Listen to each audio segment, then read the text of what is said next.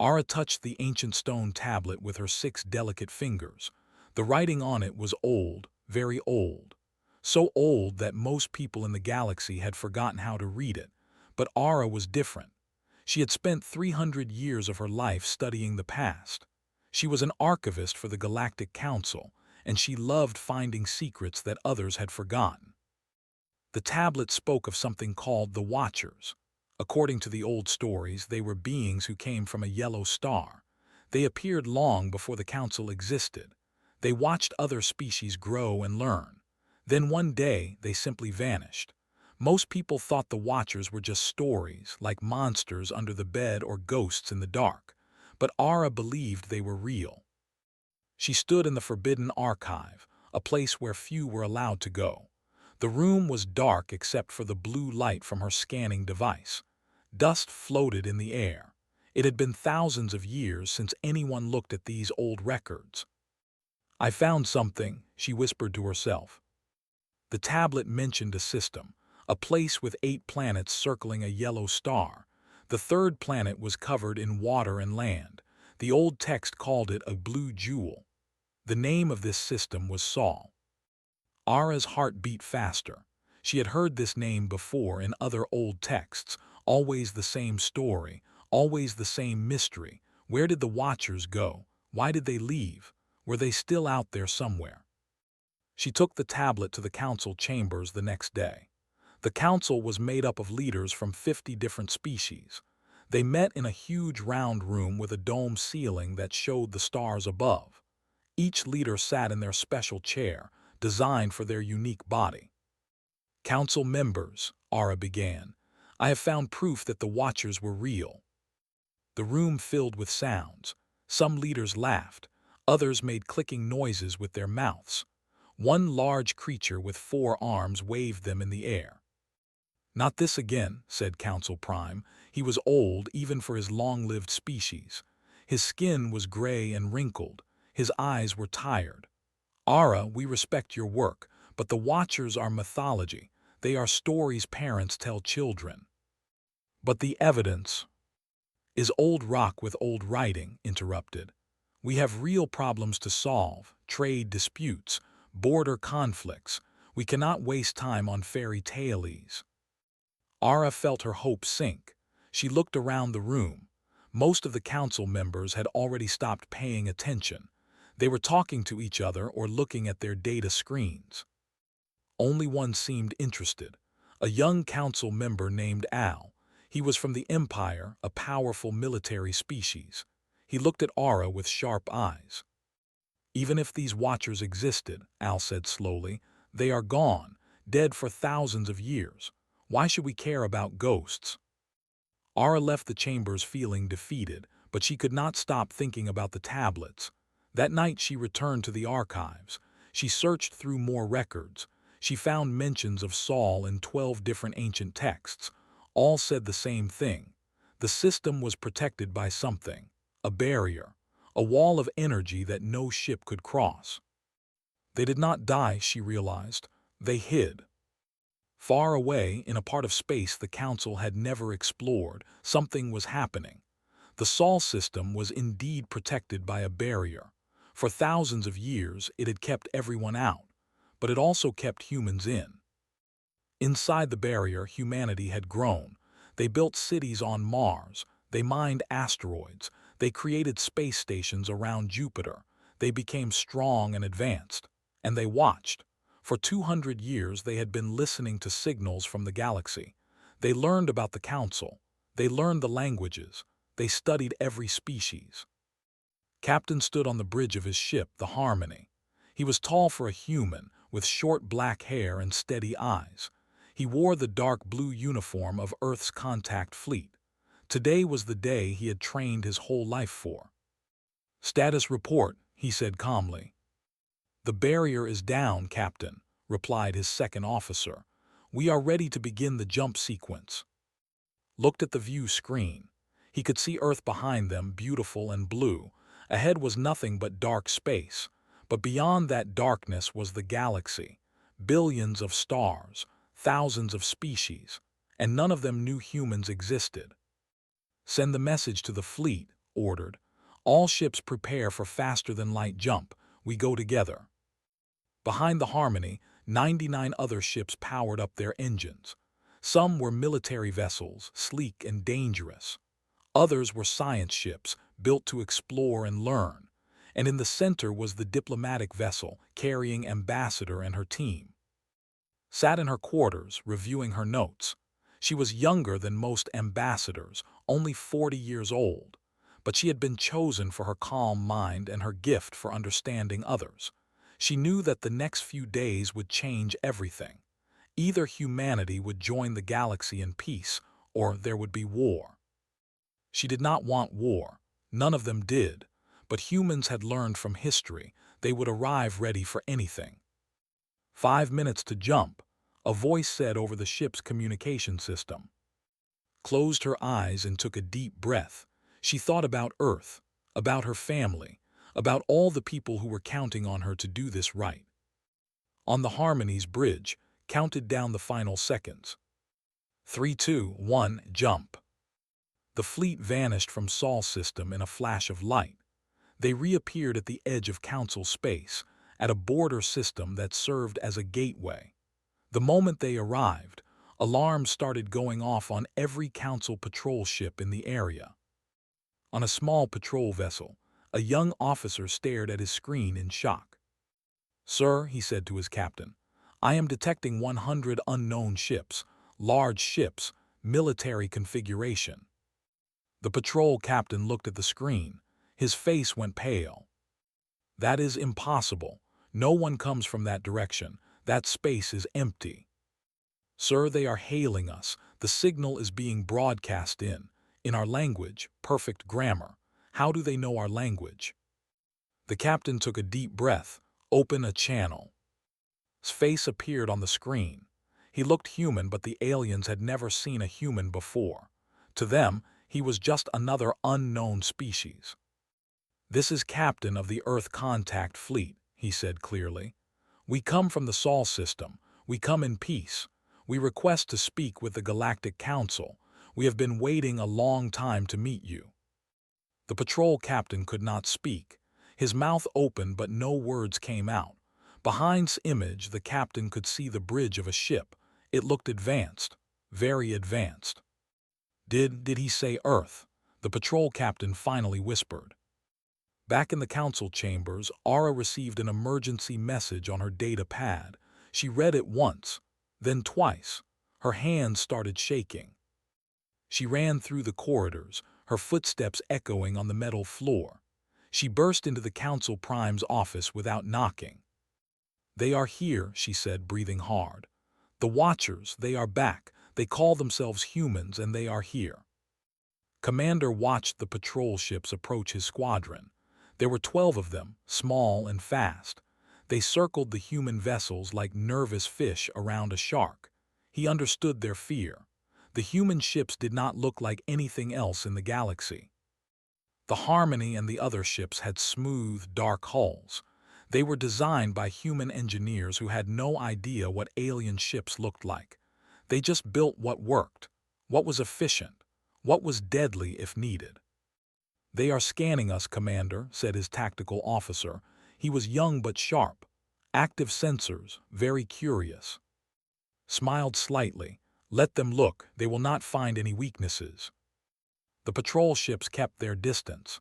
They wanted to see what these strange new vessels could do, but they were afraid to get too close, could see it in the way they moved. Hesitant, uncertain. "Sir, the lead patrol ship is hailing us again," reported. "Put them through." The alien captain appeared on the screen. He had smooth blue skin and large eyes. He looked nervous. "Unknown vessels, you must stop your advance," the alien said. His voice was high and fast. "You are entering Council space without permission. This is a violation of galactic law." Kept his voice calm and polite. "We have already explained. We are the Earth Contact Fleet. We seek peaceful dialogue with your council. We are not stopping because we are not invading. We are visiting. You cannot simply visit. There are procedures, rules. You must submit to quarantine. You must allow inspection of your vessels." No. The word hung in the air. Simple, final. The alien captain's large eyes got even larger. No, he repeated. We will not submit to quarantine, explained. We have been listening to your broadcasts for 200 years. We know your laws. We know your procedures, but we are not subjects of the council. We are equals, and equals negotiate. They do not submit. Behind him heard Doctor chuckle softly. She was standing at the science station, documenting everything. She was supposed to record first contact, but this was not what anyone had expected. The aliens were supposed to be welcoming. Instead, they were treating humans like criminals. This is unacceptable, the alien captain said, but his voice shook. If you do not comply, we will be forced to. To what? Asked. Attack. We both know that would not end well for anyone. The communication cut off. The patrol ships moved away, but they kept following. Knew they were calling for help, reporting to their superiors. That was fine. Let them call. Let the whole galaxy know that humans had arrived. On the flagship Harmony, Captain met with his senior officers. The conference room was simple. Human ships did not waste space on decoration. Everything had a purpose. The Council is afraid of us, said Commander through the video link. They are treating us like a threat. We expected this, replied. He sat at the head of the table, his hands folded. They have never encountered a species like us, a species that developed alone, that watched them for centuries before making contact. Ambassador spoke next. She had joined the meeting by video from her ship. Captain, I recommend we continue to the neutral meeting point. We agreed to meet them halfway. We should honor that agreement. Agreed, said. Commander, continue leading the vanguard, but be careful. If they try to force us to stop, do not engage. Just show them they cannot. Grinned, understood, sir. The fleet moved deeper into Council space. More patrol ships arrived, then military vessels. Within 6 hours, there were over 300 alien ships watching the humans, but none of them attacked. None of them got too close. On the Council flagship Vigilance, Commander Al studied the human ships. He was a species that valued strength above all. His skin was dark red and covered in armor-like plates. His people had been the strongest military force in the galaxy for 3,000 years. But these humans made him uneasy. What do we know about their weapons? He asked his weapons officer. Very little, Commander. They have not powered up any obvious weapon systems, but the energy readings from their ships are strange, very high, much higher than ours. Al's eyes narrowed. Could they be hiding their weapons? Possibly. Or their weapons might be integrated into their ship systems in a way we do not recognize. This was the problem. The humans were completely unknown. Their technology was different, not better or worse, just different, and different meant unpredictable. Sir, the humans are changing course, the navigation officer said suddenly. They are not heading to the meeting point anymore. What? Where are they going? They are splitting up. The main fleet is still heading to the meeting point, but 3 ships have broken away. They are heading toward the sector.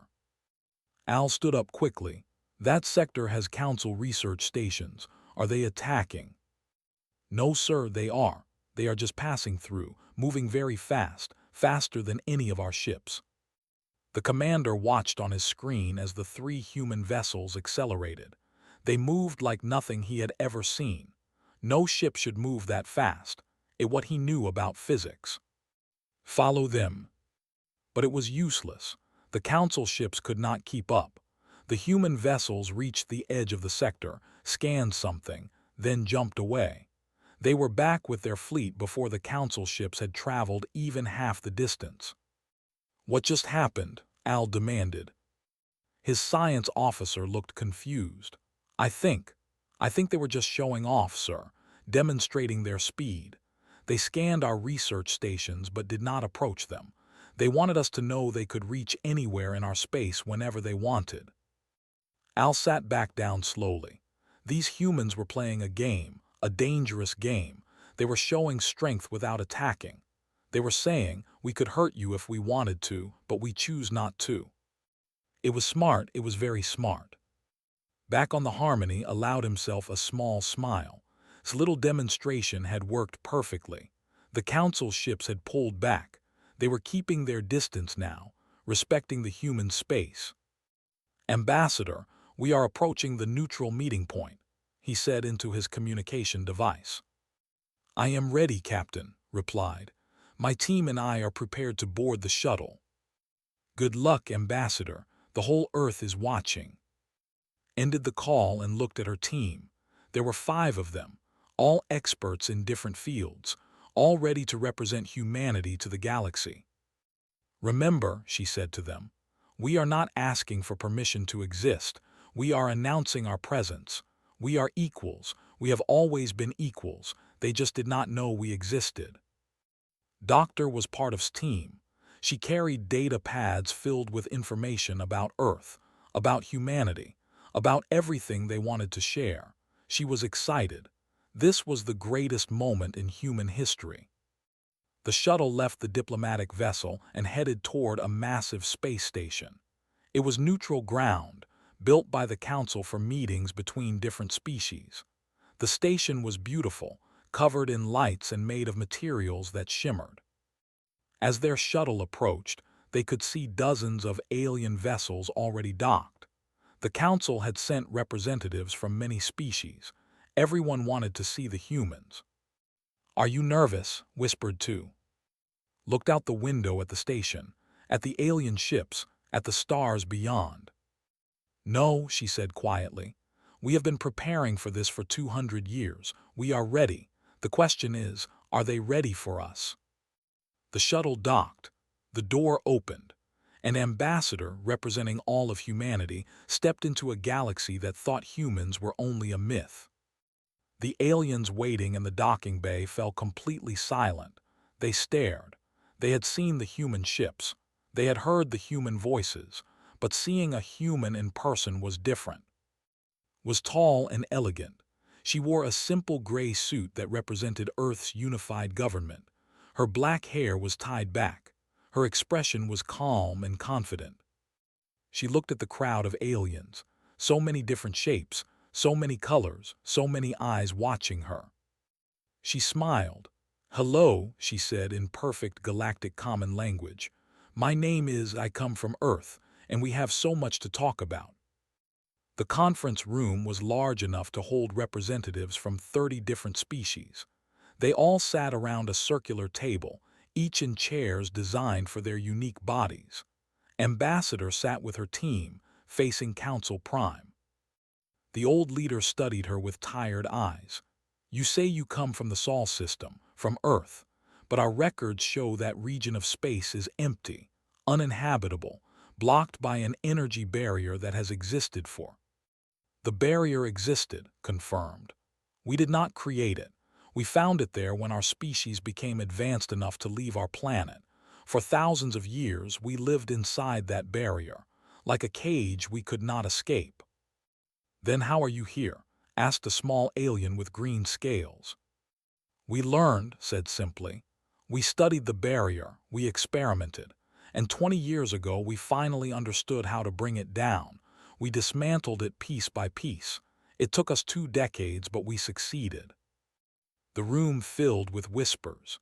Breaking an ancient energy barrier was something the Council had thought impossible. Leaned forward. "If this is true, then you have been isolated for how long?" "We are not certain.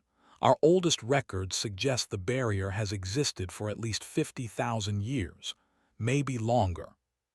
50,000 years, repeated. "Alone, with no contact from the galaxy." "Yes. That should have destroyed your civilization. Isolation leads to stagnation, to death. How did you survive?" Smiled. "We did not just survive, we thrived, and we were not completely alone. For the last 200 years we have been listening to you." She nodded to Doctor, who activated a holographic display. Images filled the air above the table. Pictures of council broadcasts, news reports, entertainment programs, scientific papers, trade agreements, everything the Council had ever transmitted into space. We received your radio signals, your video transmissions, your data streams. We could not send messages back because of the barrier, but we could listen. We learned 847 of your languages. We studied your cultures, your histories, your technologies. The aliens stared at the display. They looked uncomfortable. Some looked angry. You spied on us, Al said. The commander was standing near the back of the room, his arms crossed. For 2 centuries, you watched us like insects in a container. We observed, corrected. Just as you send probes to study primitive species, just as you watch younger civilizations from a distance, we did the same. Is that not how first contact usually works? Raised one hand for silence. Let us be clear, Ambassador.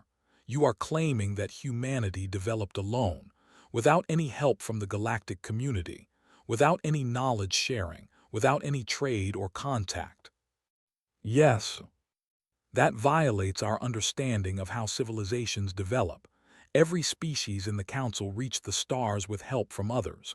We share knowledge. We uplift each other. No species has ever done it alone. Until now, said quietly. Engineer stood up from his team. She was short and energetic with quick movements. If I may, Council Prime, I can demonstrate. We brought samples of our technology. We wanted to show you what isolation taught us. Nodded slowly, very well. Activated her own holographic display.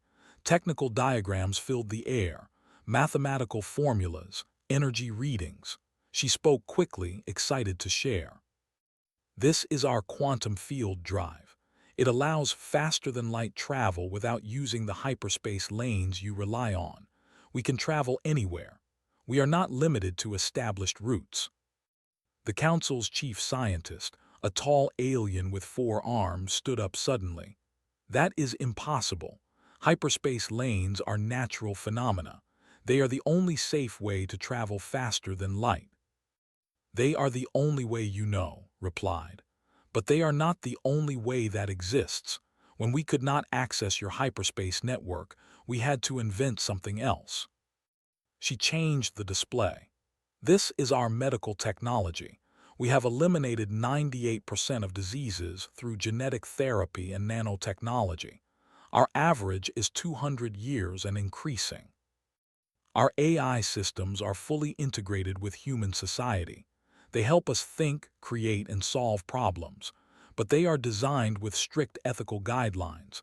They serve humanity. They do not control us. Our energy production is based on controlled fusion. Clean, unlimited, every ship, every city, every home has access to more power than they need. She continued showing invention after invention, technology after technology. The Council representatives grew quieter and quieter. Some looked amazed, others looked frightened. Finally stopped. We do not share this to boast. We share it to show you what we can offer, what we can teach, what we can build together. Al laughed. It was a harsh sound. You think you are better than us, more advanced, superior. No, said firmly. Different. We developed along a different path. You had each other. You shared and grew together. We were alone. We had to solve every problem ourselves. That made us strong in some ways, but it also made us lonely. She stood up and walked to the center of the room. All eyes followed her. For 200 years, we listened to your voices. We heard your music, your stories, your debates. We learned about your wars and your peace treaties, your art and your science. And we wanted to be part of it. We wanted to meet you, to talk with you, to learn from you. The galaxy seemed so alive, so full of different voices and ideas, and we were trapped behind that barrier, alone. Do you know what that is like? To hear an entire galaxy living and laughing and creating, and you cannot join them. The room was silent now. Even Al had stopped his aggressive posture. When we finally broke through the barrier, continued, we had a choice. We could arrive with weapons raised. We could demand respect through fear. We could take what we wanted by force. Some of our leaders suggested this. They said the galaxy would not accept us unless we showed overwhelming power. But we chose differently. We chose to come in peace, to offer friendship, to show you that we are ready to be partners. Equals, not masters, not servants, equals. Was quiet for a long moment. Then he spoke, his voice thoughtful. You mentioned the Watchers earlier. In our myths, they were beings who watched over younger species, who appeared when needed and vanished when their work was done. Do you claim to be them? Shook her head. We do not know, our own ancient records are incomplete, but we found references to a time before the barrier, to ancestors who traveled the galaxy. Then something happened. The barrier appeared, and we were cut off. Ara spoke for the first time. The archivist had been sitting quietly, but now she stood. I have studied the old texts, the myths. They speak of watchers who looked like you, ambassador, 2 arms, 2 legs, hair, skin tones that range from light to dark. The descriptions match. If that is true, said slowly, then you are not newcomers. You are returning, coming home. Perhaps, agreed. Or perhaps we are the descendants of those who were left behind, trapped, forgotten. It does not matter. What matters is what we do now, today, in this moment. She looked around the room at all the different species. You have built something beautiful, a galactic community, species working together, sharing, trading, learning from each other. We want to be part of that. We want to add our voice to yours, our knowledge to yours, our strength to yours. But we will not beg, we will not apologize for existing. We will not pretend to be weak when we are strong. We come as equals. Take us as we are, or we will leave in peace. The choice is yours. The council members looked at each other. Whispered conversations filled the room, could hear their uncertainty, their fear, their curiosity. Finally spoke. The council needs time to discuss this, to make a decision. This is unprecedented. We have procedures, protocols. We cannot simply accept a new species without careful consideration.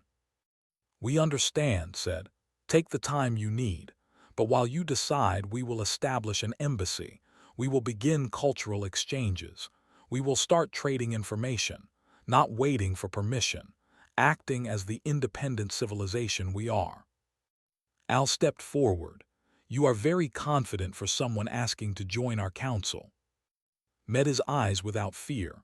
We are not asking to join, we are offering partnership. There is a difference. The commander stared at her for a long moment. Then, surprisingly, he smiled. It was not a friendly smile, but it held respect. I think, he said, the galaxy is about to change. Smiled back, yes, it is. 3 months had passed since first contact. The galaxy was still adjusting to the reality of humans. Some species welcomed them. Others were suspicious. And some, like the Empire, saw them as a threat.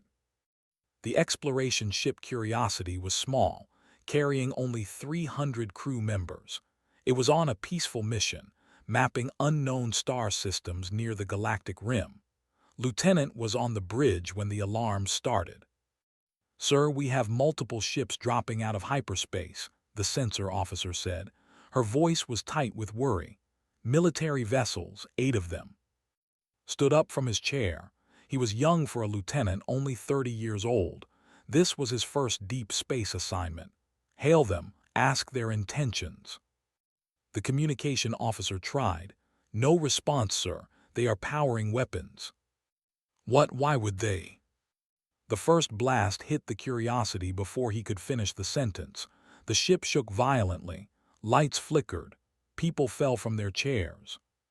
Shields at 60%, someone shouted. Return fire, ordered. But even as he said it, he knew it was useless. The Curiosity was a science vessel. It had basic defensive weapons, but nothing that could fight 8 military ships. Another blast hit them, then another.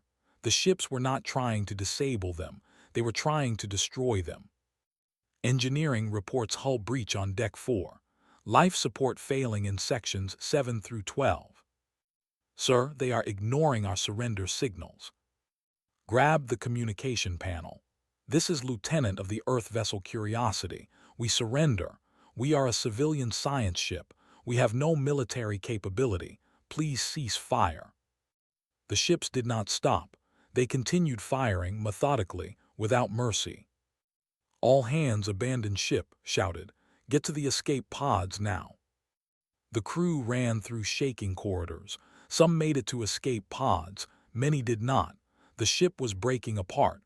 Metal screamed. Air rushed out into space, and the ships kept firing at the helpless science vessel. When it was over, only 47 people survived. 253 died. Their escape pods scattered into space, sending desperate distress signals. Captain received the news on the Harmony. He was in his quarters reading reports when the communication came through. His second officer appeared on his screen. His face was pale. "Captain, we have received a distress signal. The Curiosity has been destroyed. Military vessels attacked without warning. Most of the crew is dead." Felt something cold settle in his chest. Survivors.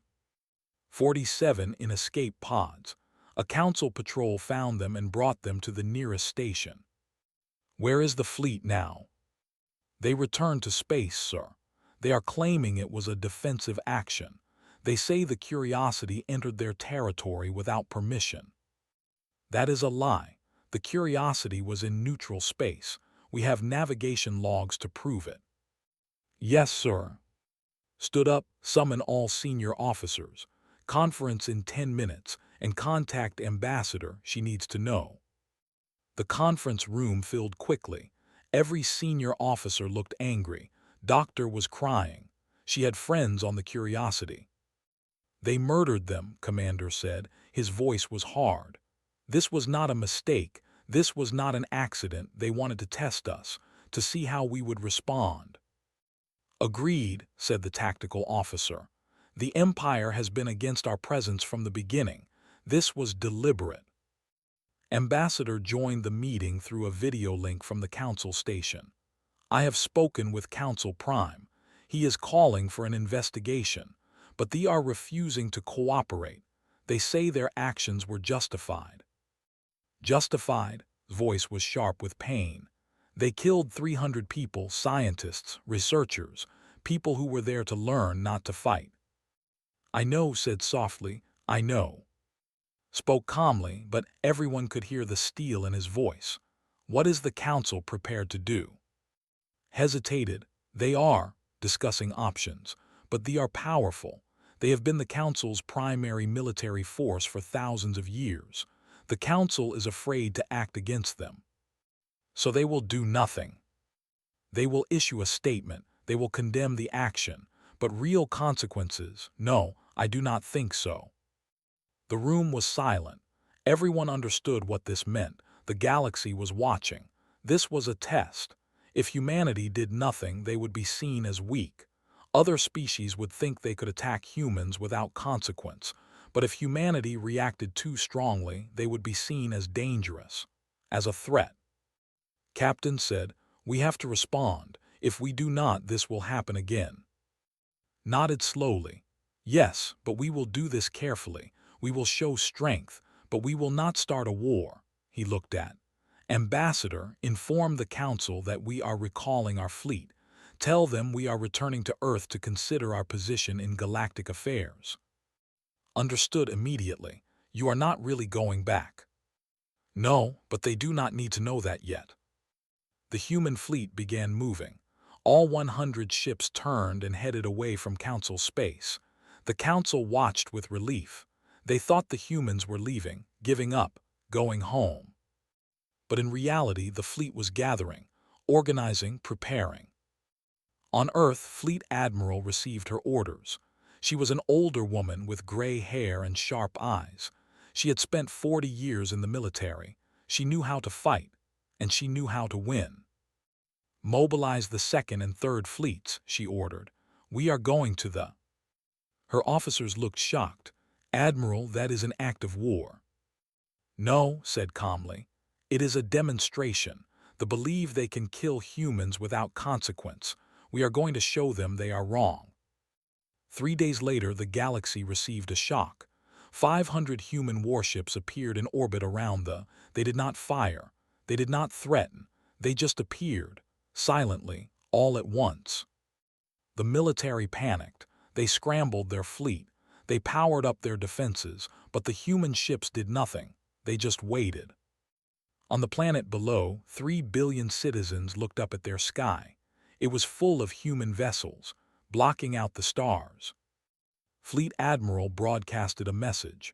Her face appeared on every screen in space, on every council station, on every inhabited world in the galaxy. "People of the Empire," she said. Her voice was calm, almost gentle. "3 days ago, your military destroyed a human science vessel. They killed 253 people, researchers, scientists, families. They killed them without warning, without mercy, without reason. We are here because we want you to understand something. You live on this world. You think you are safe because you are strong, because you have a powerful military, because no one dares to challenge you. But look at your sky. We are here, 500 ships. We arrived without you detecting us. We surrounded your planet before you even knew we were in your system. We could destroy your orbital stations, your shipyards, your defenses, and you could not stop us. But we will not do that. Do you know why? Because we are not like you. We do not kill the innocent. We do not murder scientists who are just trying to learn about the universe. However, we will not tolerate the murder of our people. The officers who ordered the attack on the Curiosity will stand trial. They will face justice. You will hand them over to us within 24 hours. If you do not, we will take them.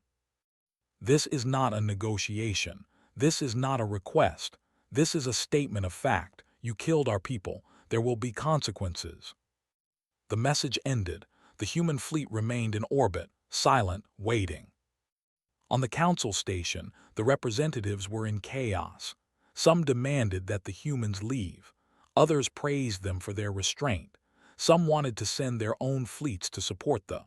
Others wanted to condemn them for starting this crisis. Ambassador stood before the council. "We did not want this, but we will not be victims. If the galaxy thinks humans are easy prey, you are wrong. We are peaceful, but we are not weak." Al, the commander, stood in the council chambers. His face was dark with anger, but also with something else. Respect, fear, could not tell.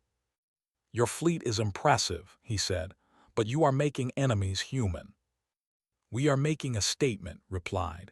"The Empire broke galactic law. They murdered civilians. They must face justice. If the Council will not enforce its own laws, then we will. And if we refuse to hand over our officers, then we will come and get them. And your people will see that your government cannot protect them, that all your strength means nothing against us." They debated for 20 hours. Their government argued. Their military leaders planned desperate strategies, but in the end they had no choice. The officers who ordered the attack were turned over to human custody. They would stand trial in a neutral court, with judges from many species, including judges. The human fleet left space as silently as it had arrived, but the galaxy had changed. Everyone now understood 3 things.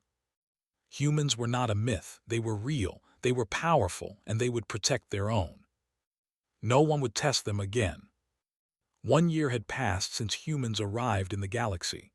The small blue marble called Earth now had an embassy on the council. The building was simple compared to others around it, made of glass and steel, clean lines, human design. Ambassador stood at the window of her office, looking out at the alien city. Towers rose into a purple sky. Ships flew between buildings. Beings of 100 different species walked the streets below.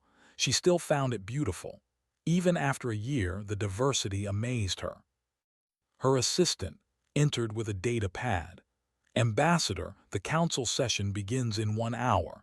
They will be voting on Earth's application for full membership." "Thank you. Is everyone ready?" Doctor is already at the medical complex, preparing his presentation. Captain is in orbit with the Joint Patrol Fleet. and Commander sends his regards from the exploration mission. Smiled, so much had changed in 1 year.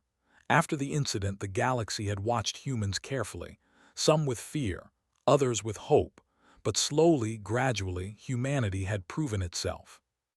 Doctor had been the key.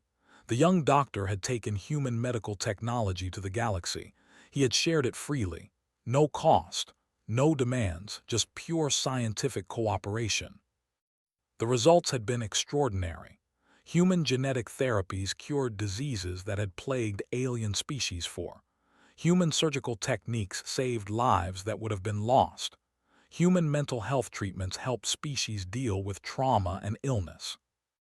Had worked 20 hours a day for months, training alien doctors, teaching them human methods, adapting human medicine for alien biology, and he had done it with a smile, with patience, with genuine care for every patient.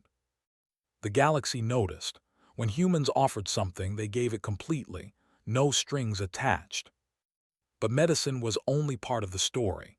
Humans had also shared their clean energy technology. Now, 17 council worlds were building fusion reactors based on human designs. Unlimited power, no pollution, no resource wars. Human AI systems were helping species solve complex problems.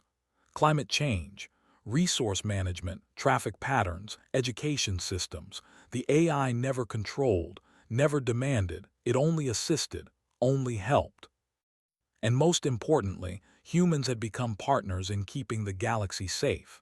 Captain Now commanded a joint fleet with officers from 12 different species. They patrolled trade routes, responded to distress calls, protected the weak from pirates and raiders. The humans fought differently than other species. They were fast, precise, and they never left anyone behind. In 6 months, the joint fleet had saved 43 ships and over 2,000 lives. The galaxy remembered. Even the had changed. After the trial of their officers, after seeing human restraint and justice, some had begun to respect humanity. Al himself had requested a position on the joint fleet, working alongside humans, learning from them. Walked through the halls of the council building. Aliens nodded to her as she passed. Some smiled. Some made gestures of respect in their own unique ways. She was no longer a stranger here. She was part of the community. The council chambers were full. Every species had sent representatives. This was a historic vote. Would humanity become a full member of the Galactic Council? Would they have a voice in galactic affairs? A seat at the table? Council Prime looked older than he had a year ago, but also happier. He had watched humanity carefully, studied their actions, and he had come to believe that the old myths were true. The Watchers had returned, and they brought gifts. We gather today, began, to vote on a matter of great importance. The humans have requested full membership in the Galactic Council. They have demonstrated their capability, their technology, their strength, but more importantly, they have shown us their character. He looked at, Ambassador, would you like to address the council before we vote? Stood, she walked to the center of the room where everyone could see her. She had prepared a long speech, but looking at all these faces, all these different beings, she decided to speak from her heart instead. When we first arrived, you were afraid of us. I understand why. We came from nowhere, from a myth, from a legend. We were unknown, and the unknown is frightening. But this year has taught me something. It has taught me that we were also afraid. We were afraid you would not accept us, that you would see us as invaders, as threats, that after 50,000 years of isolation, we would still be alone. But you gave us a chance. You listened to us. You worked with us.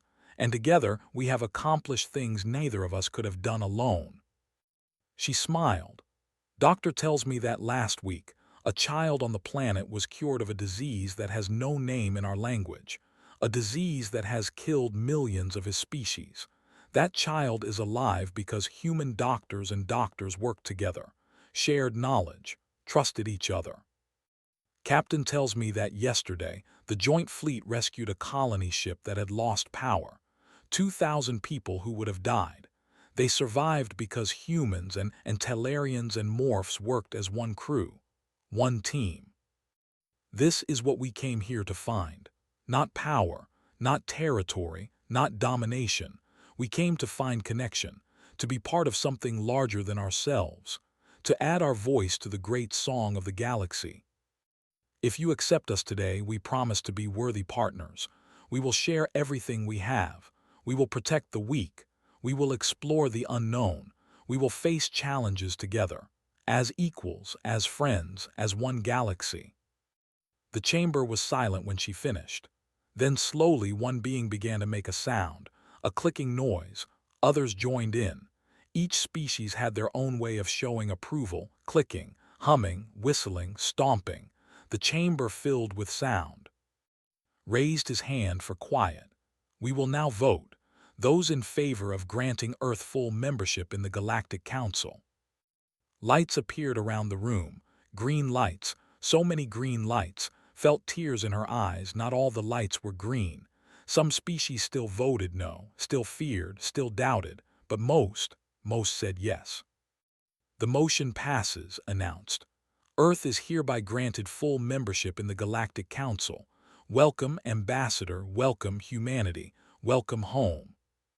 The chamber erupted in celebration. Aliens crowded around, congratulating her. She shook hands and claws and tentacles.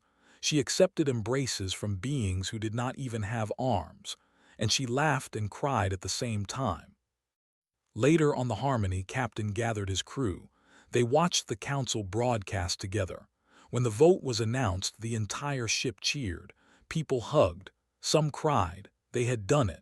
Humanity had found its place among the stars. But the celebration was interrupted by an urgent signal. The sensor officer's face appeared on the main screen. She looked frightened. Captain, we are detecting something at the edge of the galaxy. Unknown vessels. Hundreds of them. Maybe thousands. They are not using any known technology. They are not responding to hails. Where are they heading? Asked, his celebration forgotten. Toward Council space, sir. Toward all of us. His expression became serious. He opened a channel to the joint fleet. All ships, battle stations. Prepare for possible contact with unknown hostiles. And someone get Ambassador on the line. She needs to know about this. On the council station, received the message. She was still in the chambers, still accepting congratulations. But when she heard about the unknown fleet, she excused herself and returned to her office. She contacted Earth directly. The president appeared on her screen. We see them, the president said. Every telescope on Earth is watching. It is not a council species. It is something else. Something from beyond the known galaxy. What do we do? Asked. What we have always done, the president replied. We face it together. You are not alone anymore, Ambassador, and neither is the galaxy. They have us now. We will protect them. Nodded, she opened a channel to Captain, to Fleet Admiral, to Commander and his exploration ships, to Doctor and Doctor, to all the humans scattered across the galaxy. This is Ambassador. You have all heard about the unknown fleet approaching our space. I want you to know that the Council is frightened. Some species are talking about running, about hiding, about giving up their worlds without a fight. But that is not who we are. We do not run, we do not hide, we stand together, and we protect those who cannot protect themselves. The galaxy thought we were a myth. They learned we were real. They learned we were strong. Now they will learn one more thing about humans. We keep our promises. We said we would be partners. We said we would face challenges together. And that is exactly what we will do. Prepare for whatever is coming.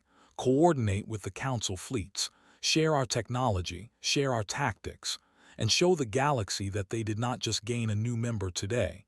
They gained a protector, a guardian, a friend who will never abandon them. She ended the transmission and looked out her window at the alien city, at the thousands of species living together, all different, all unique, all part of one community. The unknown fleet was still days away, But already the galaxy was responding, not with panic, not with chaos, but with unity. Human ships were joining council fleets, sharing coordinates, making plans, working together. The council had been united for 50,000 years, but they had never faced a threat like this, never had to fight as one true force. But they had humans now, and humans knew how to fight. More importantly, humans knew how to inspire, to lead, to bring people together. Ara appeared at its door. The old archivist looked tired but excited. "I have been studying the ancient texts again," she said, "looking for any mention of unknown threats, and I found something, a prophecy. It says that when the Watchers return, they will face the great darkness, and they will either save the galaxy or fall with it." Smiled, "Then I guess we better not fall." "No," Ara agreed, "I suppose you better not." As the sun set on the council, casting long shadows across the alien city, humanity prepared for its greatest challenge. They had come to the galaxy as a myth. They had proven themselves as warriors. They had earned respect as partners. Now they would show the galaxy one final truth about humans. When the darkness came, they would be the light. When fear threatened to consume everything, they would be the hope. When the impossible stood before them, they would find a way. Because that was what humans did. They survived, they adapted, they protected, they never gave up. To the galaxy, humans had been only a myth. Now they were hope itself. And together, the galaxy would face whatever came next.